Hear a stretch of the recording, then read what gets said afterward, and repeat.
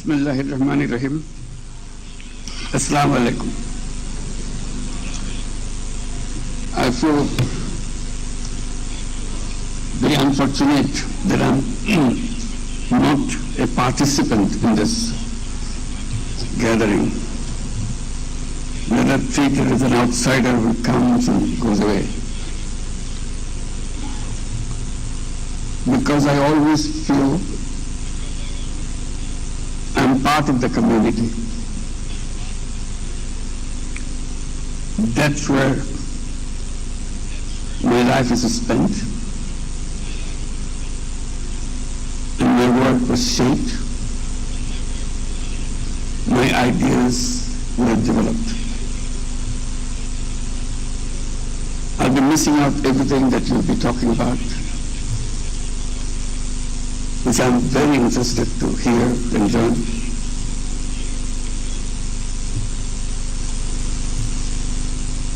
And I want to thank World Bank for organizing this. This was our responsibility to organize, but we failed. World Bank has to step in to make it happen. That way I feel very deprived, very frustrated that we couldn't do it. It was part of our plan, part of our responsibility in the past to organize this as a part of SARC. SARC is a word, is forgotten. That's a shame on us. This was supposed to be the idea of SARC, that we get together and make exchanges and learn from each other. For some very difficult to understand reason, we have to stop that. And ever since I has taken the responsibility in the government, and repeatedly reminding that we must get back to SARC. That's where our family belongs to. And I will not give up repeating that appeal to the governments of the region.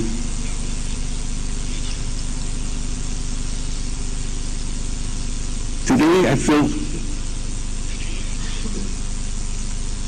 very excited that academics at the highest level could get together in Dhaka. It's important that this is Dhaka.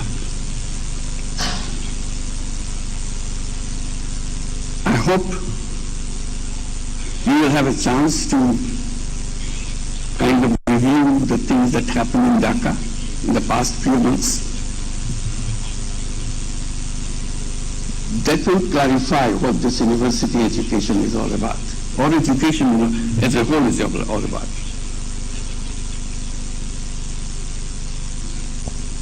I'm here, my colleagues are here,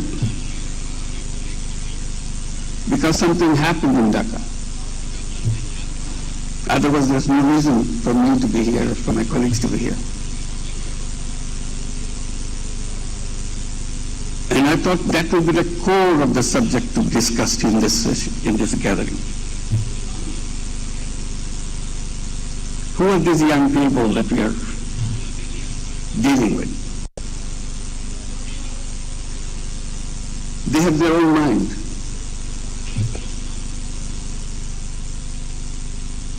They stood up and raised their voice and brought down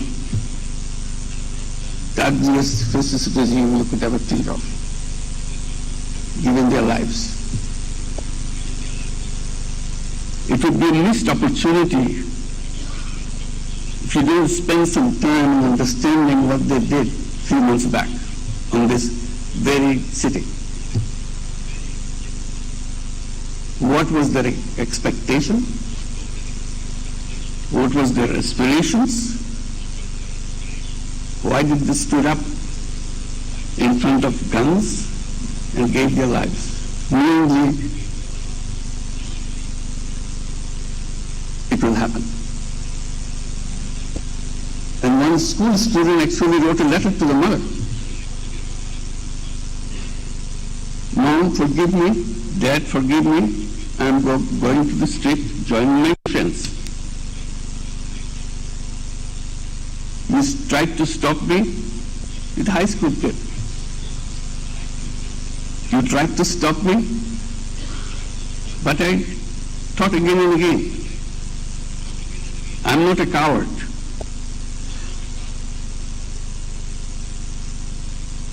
My friends are on the street, they are giving their lives. I cannot hide here sitting and hearing about that. Somebody forgive me for that. If I don't come back, please forgive me. So it was not sudden outburst. It's very pre-planned things. I wish you will have some occasion to see the videos of the things that happened in the city of Dhaka. These are not new. It happened in Sri Lanka. It just happened in Nepal. It happened in a big way in Dhaka. So what does education mean? What this university means? What the role of the teachers are all about?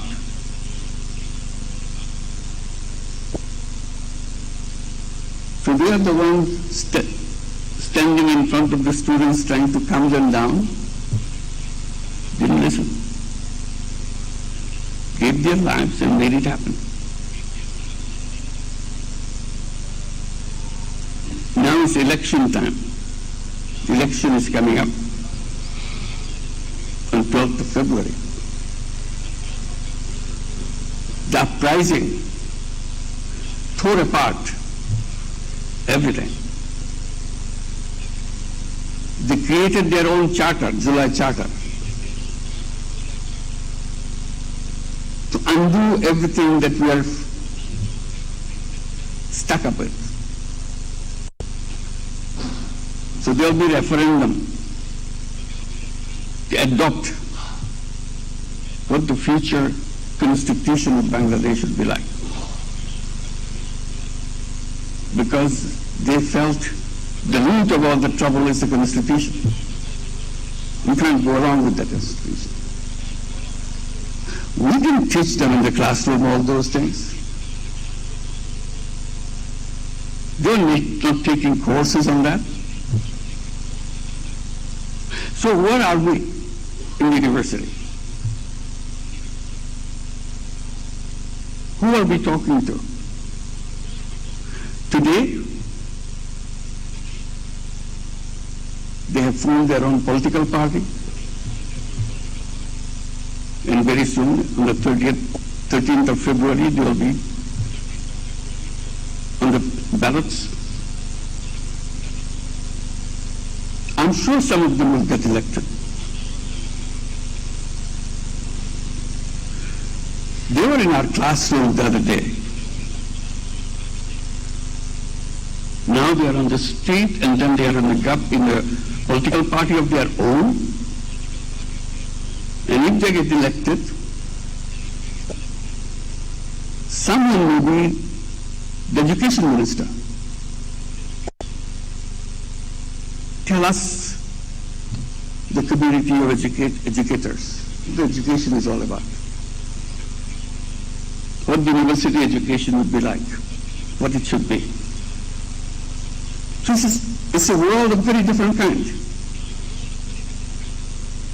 So we have to pay attention to what's going on and what is coming up. Old ways of doing things is a self-destructing mechanism. We have to do it quickly, as they have done quickly. July, August, uprising, now January, This was 24, this is 26. That's it. So this is one issue. I hope this will be taken up seriously in this gathering, in this discussion, where we are, what is being missed, how we can run and be in the front rather than falling behind. So that's the challenge of the day. It's not going away. It will show up again and again unless you fix us all the things that we pass on in the name of education. I hope we'll have a chance to invite some of those leaders to come and tell us why they moved from the classroom to the street. And what is their expectation? What is missing in the classroom? So there is no mismatch. Education on one side, young people on the other side. That's no good. So this is an appeal. See if you can look through the videos since you missed out the real happening, but only a few months back, right here on the street. And ask yourself, what does it mean to us as a whole region, not just one country? The other issues that I wanted to share, which I have been firmly pursuing as a lone voice, probably, that our education system is wrong. This is a simple point I was making, I keep making.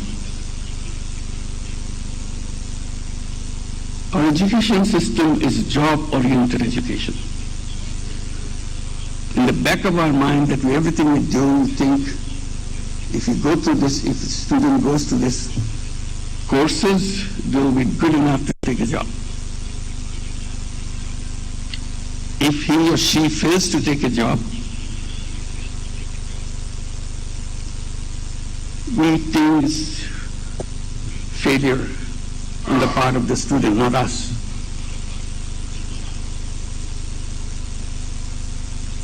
Why would you design a job-oriented education? That you have to have a degree to go to the job market so that they find you an appropriate candidate.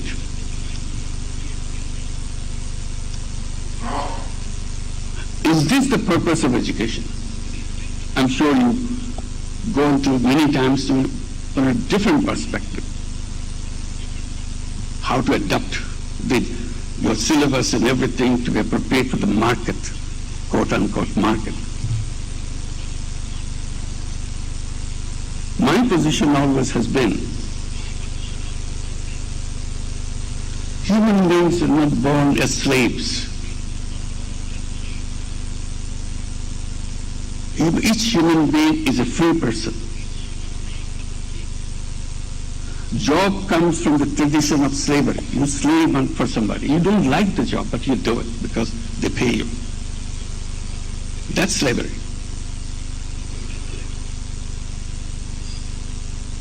My lonely voice saying that human beings are born as a creative being. That's how we survived on this planet, as a creative being. From the very day we are born, we are creative. Even as a baby, we are creative. Creativity is essence of human being. Job is the negation of it. It takes away your creativity. You take orders. That's slavery.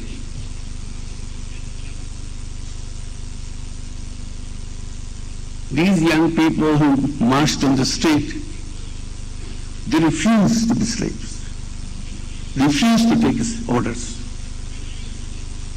And that's where the conflict began. So what kind of education that you will be giving This is a question I raise with you. You may dismiss it. You may pause for a while. But this is my point. Should we continue this education to create slaves? Turning creative being into slaves.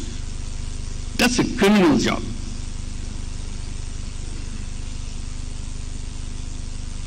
So I translated that creativity into entrepreneurship. Entrepreneur is a creative being. Why can't we teach entrepreneurs rather than job seekers? Tell young people you're not job seekers, you're job creators. You're agents of change. You create things the way you imagine.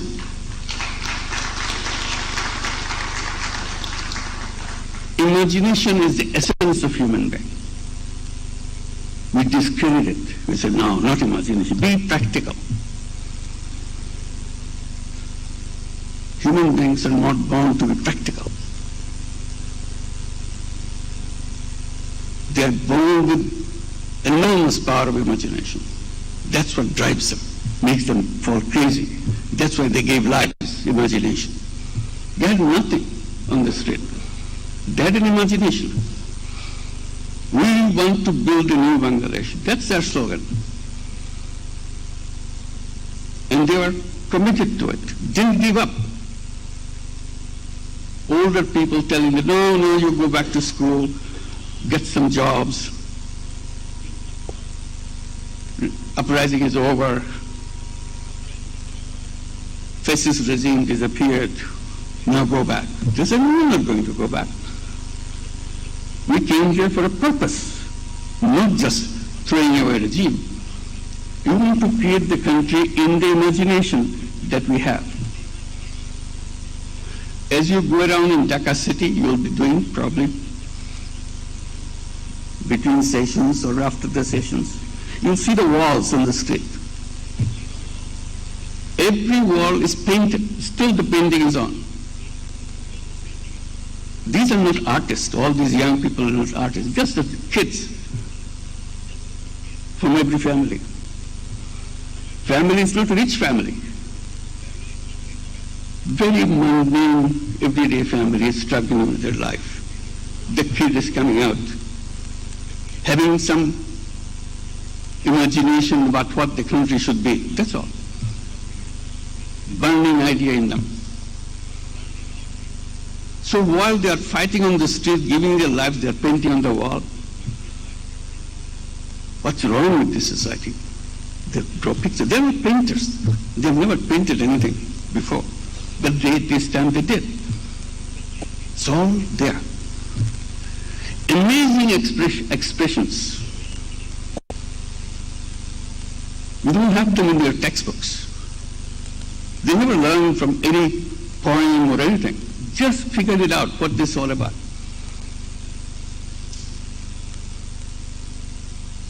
Just I remember one quickly.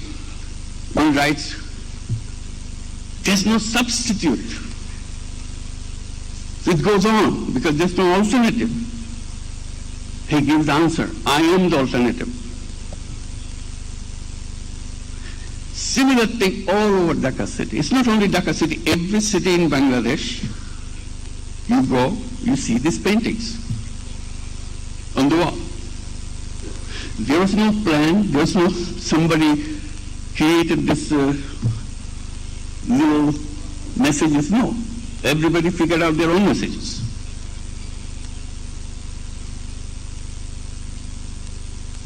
They just go to the little shop on the street, ask for money. Please give me some money, I want to buy some paint and some brush so that I can paint something on the wall. This is where the money came from. There was no planning authority designing who should do what, nothing. That is the inner creativity every single human being. So education right there on the street.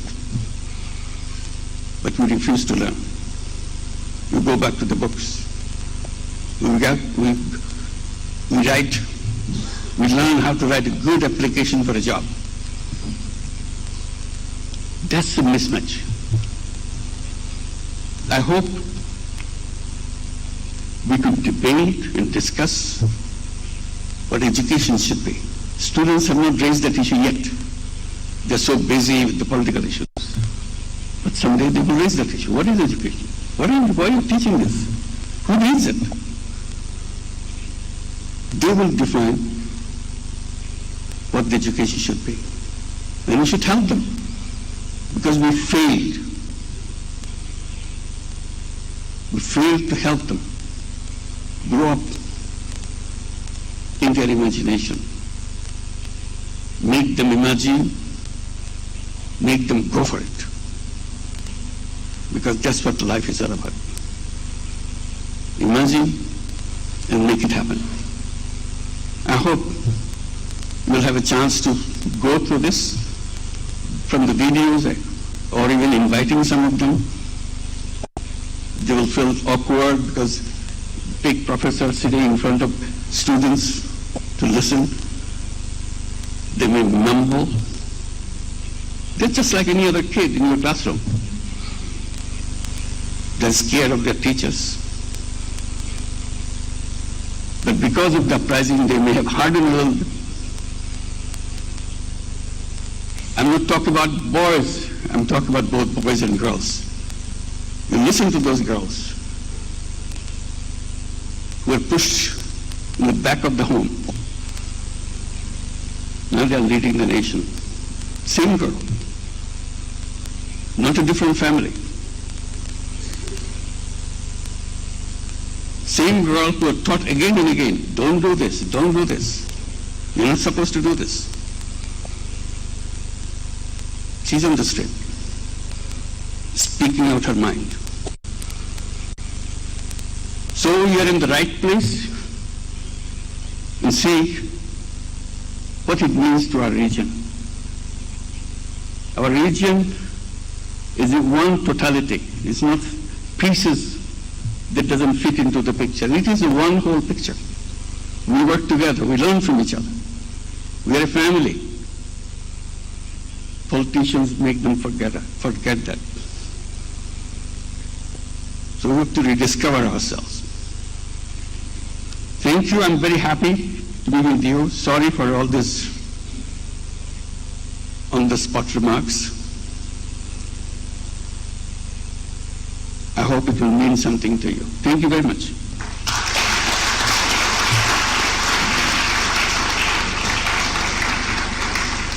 Thank you, sir, for your profound wisdom, inspiring vision, and invaluable guidance for the future of higher education in South Asia. Ladies and gentlemen,